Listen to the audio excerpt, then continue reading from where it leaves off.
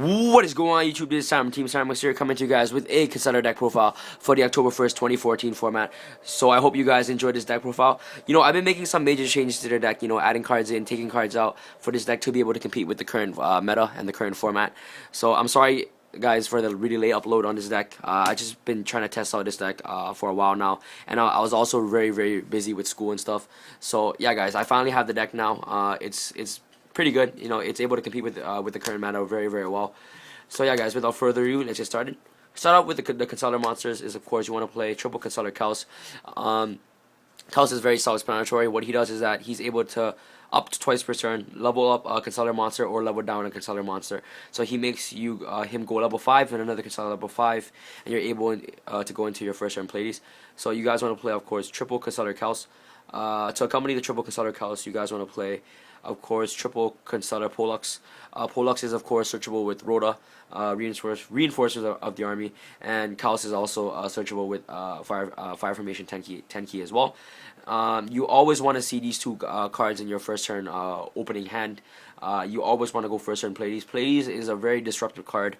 If you have a first turn play these, your opponent will really have a hard time dealing with this guy, and he can be very problematic because he's basically two compulsory evacuation device on crack, and he's quick effect, so he's able to bounce back your own cards as well. So he's very good. And I suggest you guys, if you guys don't have first turn play these, and let's say you have a Pollux and LGD, I advise you guys not to go into any level 4 rank 4 XYZs during your first turn, because it's just too risky. Imagine you're playing against Shadows and you don't have a first turn play these, and they go Shadow Fusion against your Omega. They Shadow Fusion from the deck, setting a dark and of course a light, and they just go Construct and they just wreck you from there. It's pretty bad. Like you're trying your best not to let Shadows fusion from the deck by not giving them the advantage by syncering first turn. Not syncering, I mean XYZing first turn. Yeah, if you just XYZ for just a normal level 4 in Constellars against a Shadow matchup, it's just pretty bad. Even though, like, if you don't even know that you're playing against Shadows, I just advise you not to go into that rank 4 XYZ right away. So yeah, if you guys don't have that, just wait a turn, set your back rows, and you can just probably just go off from there. So yeah, so triple Kaus, triple Pollux, and if you don't have Pollux, you want to have Constellar LGD. LGD basically serves as the same purpose as Constellar Pollux, but the bad thing about him is that he is chainable to Max C, so they can Max C against this card and effectively this card. So that's what's pretty bad about him. But they serve as the same purpose. If you don't have Pollux, you want to see LGD. LGD and Kaus equals Pleiades. They all work the same, but Pollux is just better, and it's also searchable with reinforcements of the army. So triple Pollux, triple LGD. Next, you guys want to play, of course, the king of top decks, triple Constellar Zombre. He's the king of top decks in mid game and late game. He's unstoppable. He's basically your late game Pleiades and your rank 5s. Any of your rank 5s, he comes so clutch. Zombre is amazing. You guys all know what Zombre does. So yeah, probably one of the best top decks you can ever have in this deck. So that's it. So you guys only want to play 12 Constellars.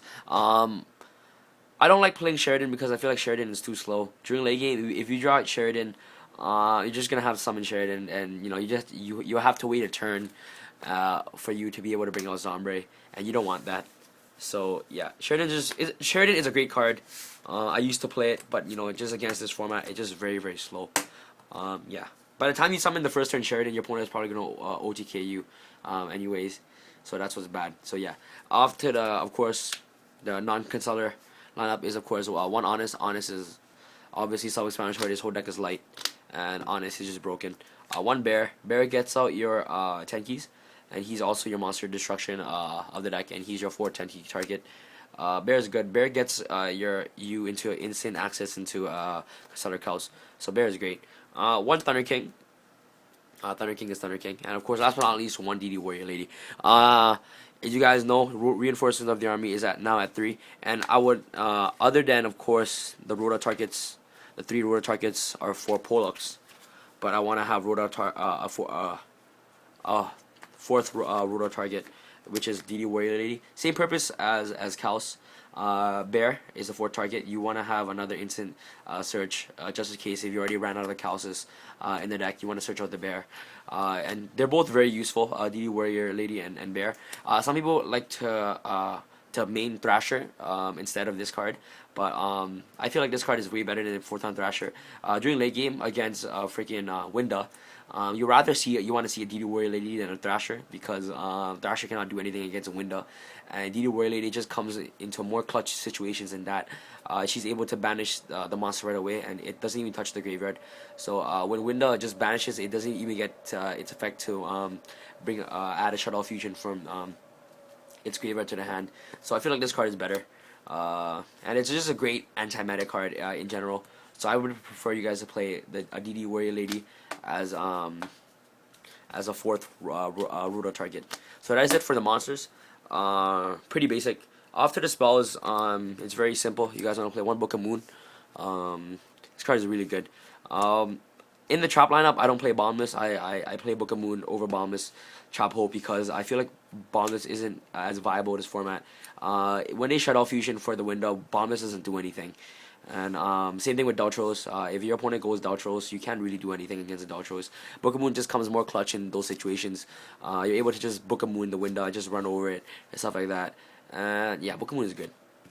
I love this card. It serves as the same purpose as a trap card as well. So one Book of Moon, one Soul Charge. Soul Charge is great. It's just like a monster born on crack.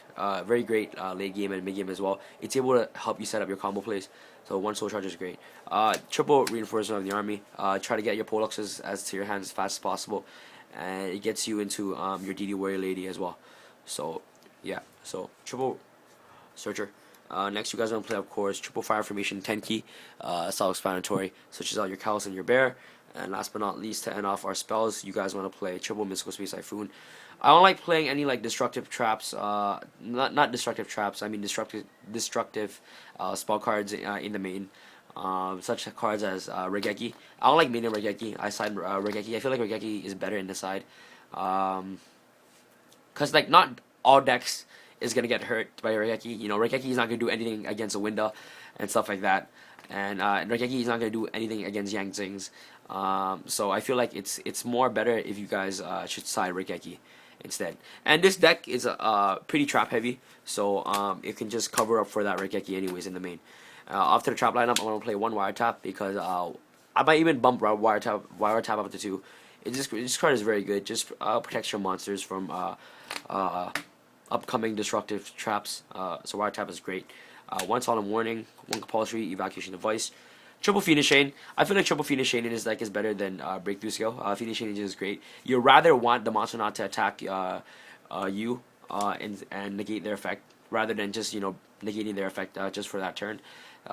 Yeah, so it's great. Sometimes you open up just with a Kaos and so many back rows, and sometimes your opponent will just try their best to just run over that Kaos, and sometimes you just need that Kaos on the field because maybe next turn you might top deck what's it called, a Constellar monster, and then you can just go XYZ from there. So Phoenix Change is great this format, and especially great with this deck. So I love this card. If you guys want to play Breakthrough Skill, you guys could, but I main one Breakthrough Skill in the main, and I side the second one. So yeah, it's personally up to you. But I've been testing out Breakthroughs and Phoenix. I personally think Phoenix Chain is better in this deck. Or you guys can even play 2 and 2. It doesn't hurt at all. So yeah, guys, if you guys aren't comfortable with playing triple Phoenix Chain, just play 2 and 2. So 2 Phoenix Chains and 2 Breakthrough Skills. Next, for the battle traps, you guys want to play, of course, triple Dimensional Prison. This card just wrecks Yang Zings, wrecks Window, wrecks constructs, and stuff like that. Yeah, so Prison is great. And last but not least, to round off our trap lineup is double Vanity's Emptiness. Vanity, Emptiness, and Pleiades is amazing. You're in a great position if you already have a Vanity's Emptiness and Pleiades out. That's an amazing board right there. Yeah, so that's it for our traps. Off to our side deck. Play the second DD Warrior Lady. In some decks, I would just like to side in the second because it can be a 5th rotor target. She's very good. I suggest you decide a second one of her as well. So one DD Warrior Lady, double Maxi. I side double Ferdinand Lance.